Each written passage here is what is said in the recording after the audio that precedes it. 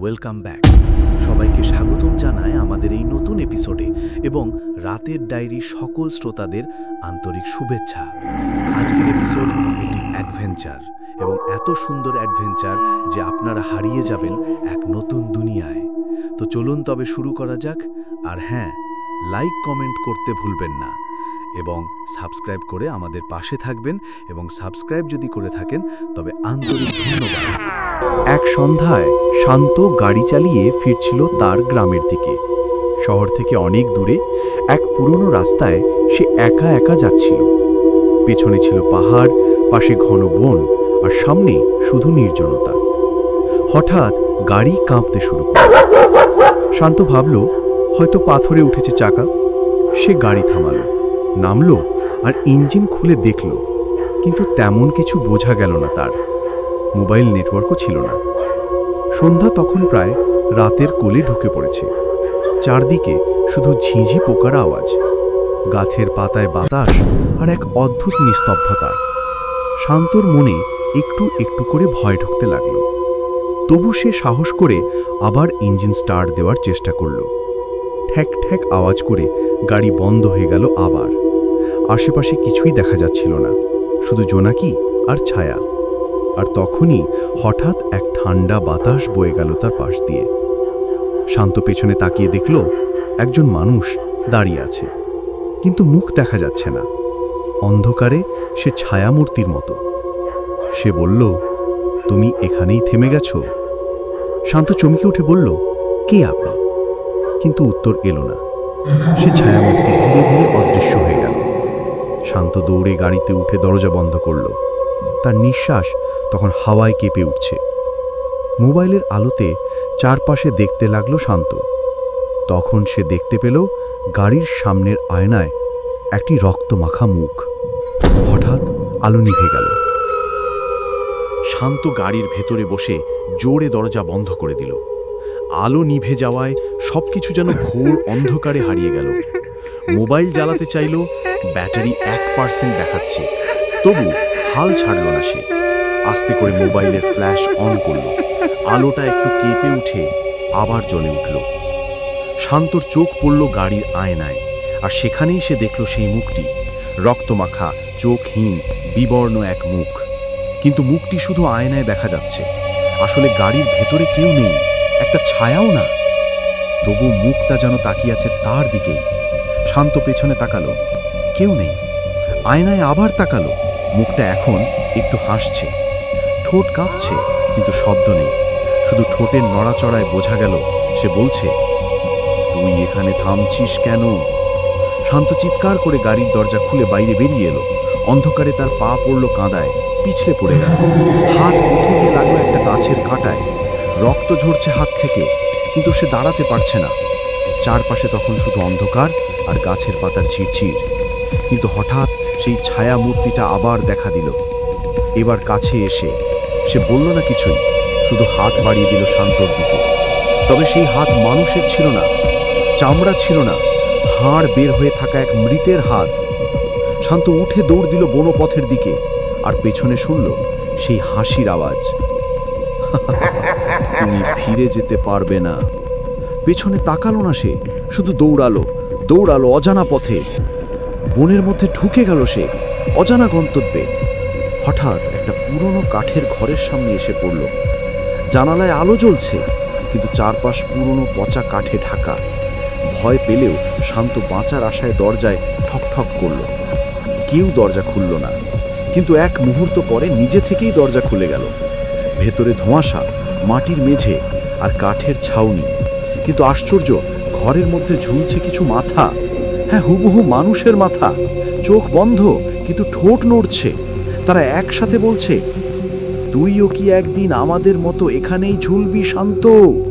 শান্ত পেছনে ঘুরতেই দরজা বন্ধ।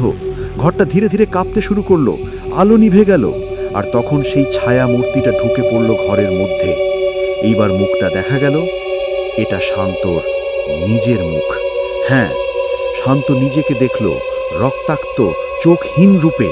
সে নিজের কণ্ঠেই শুনল, তুই মরেই গেছিস, এখন শুধু স্বীকার করতে বাকি। অবশ্যই। চলো এবার ঢুকে পড়ি তৃতীয় পর্বে, যেখানে শান্তর ভৌতিক যাত্রা এক নতুন মোড় নেবে। ঘরের ভেতর চারিদিক শুধু ছায়া আর মাথা ঝুলছে। শান্ত হাঁপাচ্ছে, চিৎকার করছে, এটা স্বপ্ন, এটা একটা দুঃস্বপ্ন। কিন্তু কেউ তার কথা শুনছে না। হঠাৎ সেই ছায়া মূর্তিটা তার সামনে এসে দাঁড়ালো, যার মুখ হুবহু শান্তর নিজের মতো। সে বলল, তুই যদি বেঁচে থাকিস তাহলে তো ব্যথা লাগবে। তারপর হঠাৎ করে ছায়ামূর্তিটা শান্তর গালে একটা চড় মারল। শান্ত মাটিতে পড়ে গেল। ব্যথা, সত্যি ব্যথা পেল সে। সে কাঁপা গলায় বলল, তাহলে আমি এখনো বেঁচে আছি। ছায়ামূর্তি হাসল। আচ্ছা, তবে গাড়ি থামলো কেন? শান্ত কাঁপা গলায় জবাব দিল, গাড়ি খারাপ হয়ে গিয়েছিল। ছায়ামূর্তি গম্ভীর হয়ে গেল। না শান্ত, গাড়ি খারাপ হয়নি, তোর মাথায় কিছু হয়েছে। আসলে, সে বলে উঠল, তোর মাথা রাস্তার ওপরেই পড়ে আছে। শান্ত চিৎকার করে উঠল, না না, আমি এখানে, আমি কথা বলছি। সে নিজের মাথা ছুঁতে লাগলো। ঠান্ডা, বরফ ঠান্ডা মাথা, এক বিন্দু স্পন্দন নেই। তখন ঘরের দেয়ালের একপাশে একটা আয়না দেখা গেল। শান্ত এগিয়ে গেল আয়নার সামনে, আর সেখানে সে নিজেকে দেখল। একটা গলা আছে, কিন্তু মাথা নেই। কিন্তু সে তো কথা বলছে, দেখছে, ভাবছে। তাহলে আমি কে? ছায়ামূর্তিটা আবার সামনে এসে দাঁড়ালো। তুই একটা ছায়া শান্ত। তোর শরীর মরে গেছে, কিন্তু আত্মা এখনো বুঝতে পারেনি যে সে মৃত। শান্ত মাটিতে বসে পড়ল। তাকে চারপাশের মাথাগুলো একসাথে বলে উঠল, আমরাও তাই ভেবেছিলাম এক সময়, তোর মতোই, কিন্তু ফিরতে পারিনি। ঘরটা আবার কাঁপতে শুরু করলো, মাথাগুলো দুলতে লাগলো। ছায়ামূর্তিটা তার হাত বাড়িয়ে বলল, চল, আমি তোর শরীরটা দেখাবো। শান্ত দ্বিধায় পড়ে গেল, কিন্তু তার সামনে আর কোনো পথ নেই। সে ছায়ার হাত ধরল। এক ঝটকায় সে আবার রাস্তায় চলে এলো। গভীর রাতে হেডলাইটের আলোয় পড়ে আছে একটা গাড়ি, আর তার পাশে পড়ে আছে একটা শরীর। হ্যাঁ, গাড়ির পাশেই শান্তর শরীর পড়ে আছে। মাথা নেই, মাথাটা গাড়ির সামনের দিকে ছিটকে পড়েছে। শান্তর আত্মা চিৎকার করে উঠল, না না, এটা হতে পারে না। ছায়া বলল, হ্যাঁ শান্ত, তুই রক্তাক্ত হয়ে পড়েছিলি, তুই জানতিস না তুই আর বেঁচে নিস। শান্ত দৃষ্টি তখন আকাশের দিকে। তার আত্মা বাতাসের মতো হালকা হয়ে যাচ্ছে। সে আর চিৎকার করতে পারছে না, চোখ ফেটে জল পড়ছে না, শুধু বাতাসে মিশে যেতে লাগলো ধীরে ধীরে। শেষবার সে শুনল ছায়াটির কণ্ঠ, ভুলে যাস না শান্ত, এই রাস্তাকেও একবার ছেড়ে দিলে আর ফেরে না। তোর গাড়ি থেমেছিল ঠিকই, কিন্তু এবার তুই চিরকাল এখানেই আটকে গেছিস। চলো তাহলে ডুবে পড়ি। শান্তর মাথা রাস্তায় গাড়ি খারাপ হয়ে গেল গল্পের আরো অন্ধকারের গভীরে। শান্তর আত্মা বাতাসের মধ্যে মিলিয়ে যেতে যেতে থেমে যায়। সে এখন রাস্তাটা ঠিক উপরে ভাসছে। পিছনে দেখে তার নিজের শরীর, রক্ত ভেজা গাড়ি আর নিস্তব্ধ রাত। এই রাস্তা, যে রাস্তায় তার গাড়ি খারাপ হয়েছিল, এটা এখন শুধু একটা রাস্তা নয়, এটা একটা অভিশপ্ত সীমানা। প্রতি পূর্ণিমা এখানে কিছু একটা ঘটে, কিন্তু শান্ত জানতো না এটা কেন ঘটে বা কে ঘটায়। ভোর হতে না হতেই এক ট্রাক আসে রাস্তা দিয়ে। ড্রাইভার চোখ কুঁচকে তাকায়। গাড়ি পড়ে আছে, একজনা নিথর মাথাহীন দেহ। সে পুলিশে খবর দেয়। পুলিশ আসে, লাশ নিয়ে যায়, খবর ছড়ায়। একজন যুবকের দুর্ঘটনাজনিত মৃত্যু, গাড়ির চাকা ফেটে গিয়ে। কিন্তু কেউ জানে না আসল কাহিনী। কেউ জানে না সেই যুবক এখনো রাস্তায় ভাসছে, একটা আত্মা হয়ে। স্ক্রিপ্ট এরপর কেটে যায় ঠিক 1 মাস। আবার আসে পূর্ণিমা রাত। চাঁদের আলোয় সাদা হয়ে যায় সেই রাস্তা, আর তখন শান্ত দেখতে পায় সে একা নয়। বাতাসে ভাসছে আলো অনেক আত্মা। কেউ হেঁটে বেড়াচ্ছে গাছের ছায়ায়, কেউ বসে আছে গাড়ির ছাদের ওপর, আর কেউ অদৃশ্য হয়ে আবার হঠাৎ দেখা দিচ্ছে। তাদের চোখে আলো নেই, মুখে নেই হাসি। তারা শুধু বলে, তুইও এখন আমাদের মতো, এই রাস্তার অংশ। শান্ত জিজ্ঞেস করল, তোমরা কারা? একজন উত্তর দিল, যারা এই রাস্তায় গাড়ি থামিয়েছিল, যারা কখনো ফিরে যেতে পারেনি।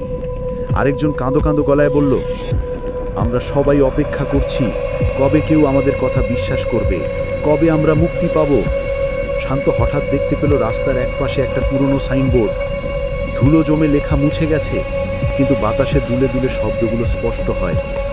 মাথা কাটা রাস্তা, প্রবেশ নিষেধ, পূর্ণিমা রাতে। শান্ত কাঁপতে কাঁপতে পেছনে তাকালো। সেই ছায়া মূর্তি আবার এসেছে। এই সবার তার মুখে শান্তি নেই, এক ভয়ঙ্কর রূপ। সে বলল, আমি রাস্তাটার রক্ষক। যারা নিজের মৃত্যুকে স্বীকার করতে পারে না, তাদের আমি আটকে রাখি এখানে। শান্ত কাঁপা গলায় বলল, আমি কি কিছু করতে পারি? আমি কি এখান থেকে মুক্তি পেতে পারি? ছায়াটি একটুখানি হাসল। হয়তো পারিস, যদি কেউ তোর নামে প্রদীপ জ্বালে, তোর নামটা মনে রাখে আর তোর জন্য দোয়া করে। শান্ত তখন বুঝল, সে যদি চিরকাল এখানে আটকে না থাকতে চায়, তাহলে কাউকে তার গল্পটা জানতে হবে। তাই সে চেষ্টা করলো একজন পথচারীকে তার নিজেকে প্রকাশ করতে। একটা বাইক দাঁড়ালো রাস্তায়। একজন যুবক গাড়ি থেকে নামলো। শান্ত তার দিকে এগিয়ে গেল, বাতাসে ফিসফিস করে বলল, আমার নাম শান্ত। আমি মরিনি দুর্ঘটনায়, আমাকে হত্যা করা হয়েছে। বাইক আরোহী থমকে দাঁড়ালো। তার গায়ে কাঁটা।